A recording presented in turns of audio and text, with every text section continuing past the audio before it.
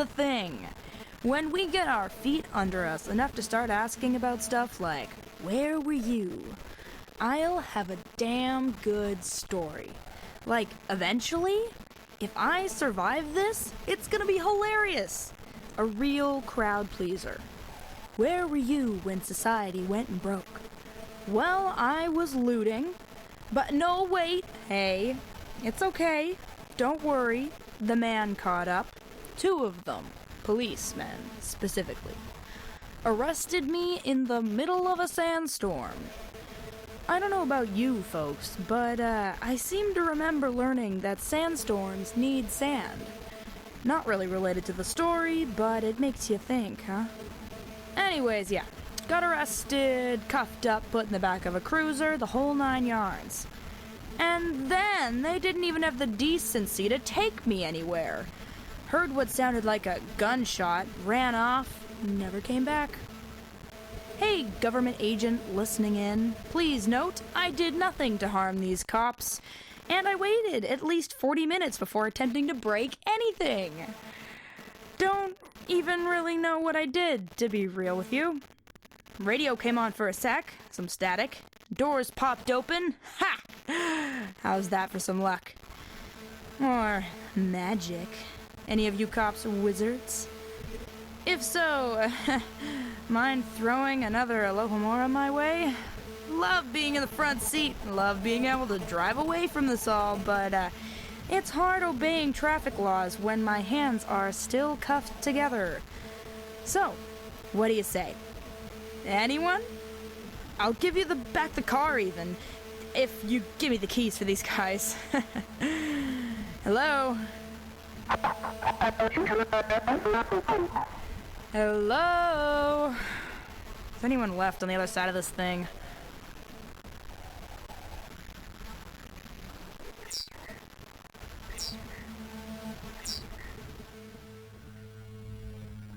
There.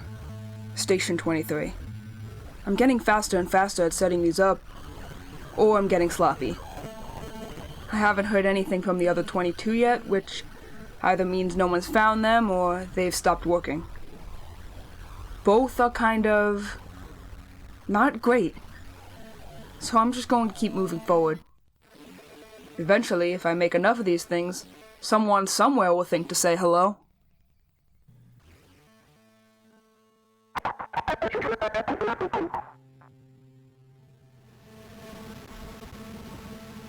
Day 27, 0800 hours. Once again, everything seems to be in working order apart from the exterior camera. Something must have damaged it during the event. Repairs are unscheduled as of yet. In my extensive preparations over the last several years, I determined that viewing the outside world would be unnecessary for the duration of my stay in here. The camera I added in a moment of sentimentality. Nothing more. Potentially dangerous levels of radiation are still easily detectable, as are hazardous temperatures and weather conditions. I don't need to watch the world fall down around those less prepared than I was. I already know my work has been worth it. Temperature in the storage room is satisfactory. The seal on the door is holding well. No thermal exchange with the rest of the bunker.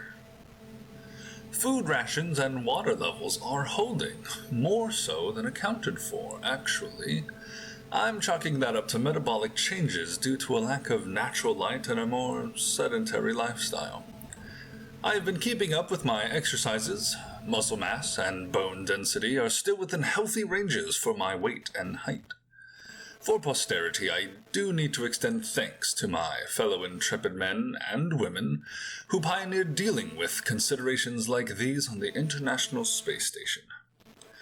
While gravity is something I have plenty of, I feel a kinship with them, living in cramped quarters, missing the sun, advancing the human endeavor. Since my last log, I picked up a peculiar radio transmission. It was... I must have misheard. The signal was weak. I only caught a few words before it faded into static, and I couldn't get it back. The rational answer is an automated message, some inane advertisement playing on a timer with no one around to stop it. So far, no contact from others in the survivalist community. Not that I expected much from the lot of them. Amateurs, stockpiling guns and gold when the real wealth, the real ticket to survival, is here. Right here. But still, I think I'll keep an ear on the radio. Just in case. Today's look is, by popular request, something for a night on the town. Or a day. Or an hour. An hour. You can do an hour. I've gone with a waterproof mascara because you never know what the day's gonna bring. I've opted for a lip stain today. This one is Las Vegas Sunset, and it's known for its lasting power. Am I being too heavy-handed here?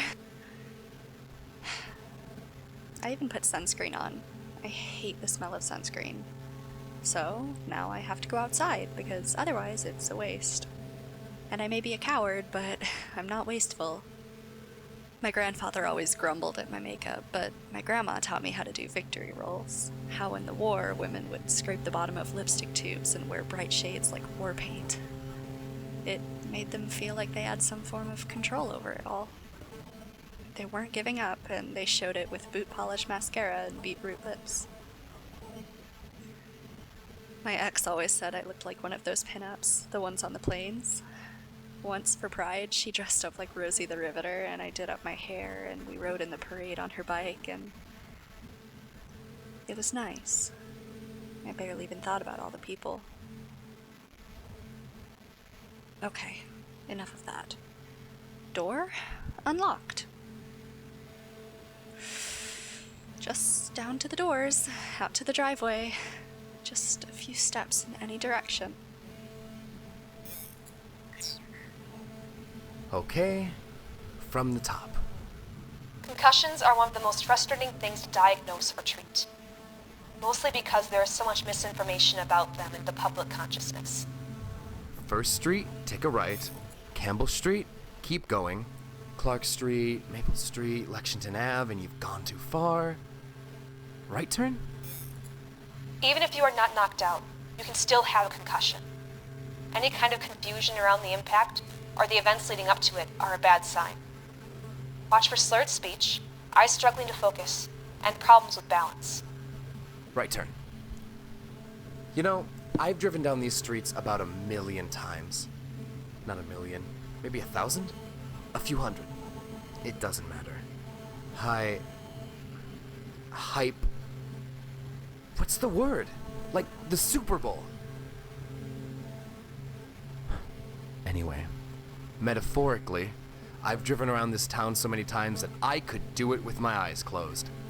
Fastest delivery driver in the Midwest. That's what they call me. Or, that's what I called me. Adam Street. Left turn. If there is any loss of consciousness, then the person should be assumed to be concussed. Then the world ended and the tunnel collapsed. And when I came to, it was like waking up in a different place. Lazarus out of the tomb or whatever, but it felt like Jesus poured my brains in backwards.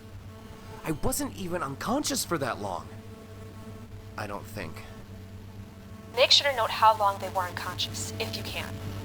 Even if they wake up and seem to be fine. Even if they wake up and seem to be fine. Even if they wake up and seem to be fine. I know the street names.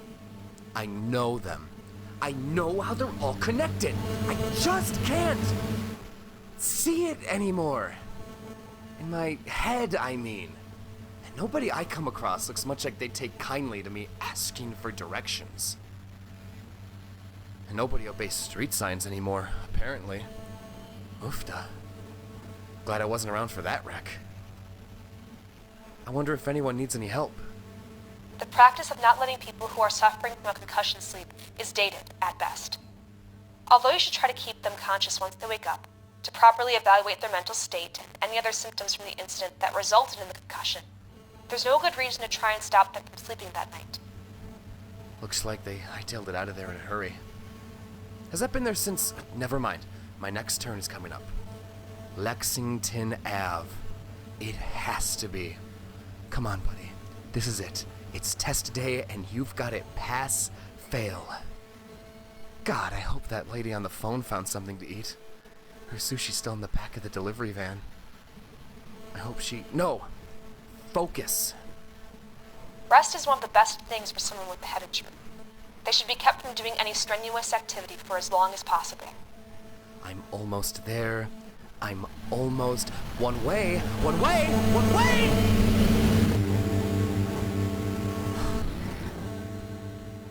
At least that guy knows where he's going. First other person I've run into in a while, and he almost plows right into me. We're all survivors now, pal. Get with the program. Take care of each other. Look after one another, you know? As head injuries can also lead to impulsiveness, irrationality, and in some cases, even changes in personality, it is best to keep that in mind while taking care of the patient. They should not be left on their own, and should not be operating any heavy machinery, handling any weapons, or driving until they have completely recovered. U-turns are legal if everything else is, right? I've spent enough of my life reading to speculate on what I would do in this exact situation. Some of it was joking, because, hello, everyone knows what happens to the black kid in the horror movies, no matter how cautious or sensible they may be. But some of it was more serious.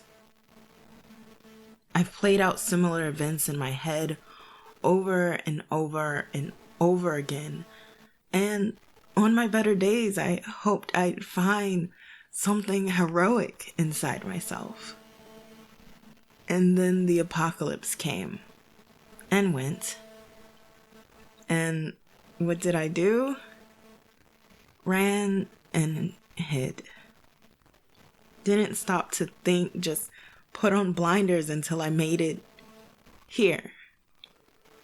And I locked the door behind me. I shouldn't have done that. I should have done something. I should have done something. God, how many times have I dreamed of being locked in the library? Here I am. I got what I wanted. I don't know what I should do. I don't know if I should stay here or go out there and help or what. All I know is that every time I reach for that door, all I can see is books burning. Alexandria, Nalanda, the House of Wisdom, Loven University. This place isn't grand, and it's not the home of priceless treasures, but I still don't think I can walk away from it. Not now that I'm here. It's the least I can do. Stupid little girl, good for nothing. Shut up, shut up. What did she always say? Break it all down into steps, like a tutorial, like a list to follow. A list, like a plan. A plan. I can do that. I can make plans. No, I can't. That was part of the problem, wasn't it? A to-do list. I can do that.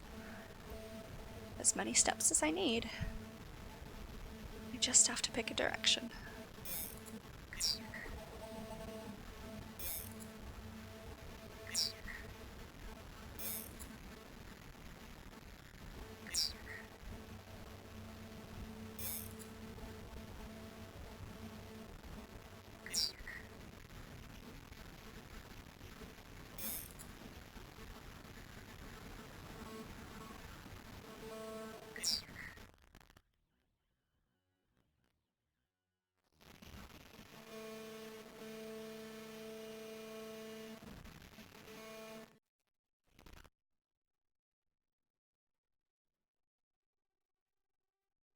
Crossing Wires is written by Sarah Cowan, whose surname is not pronounced Cohen, and Ziggy Schutz, with sound design and music by Jack Strudwick.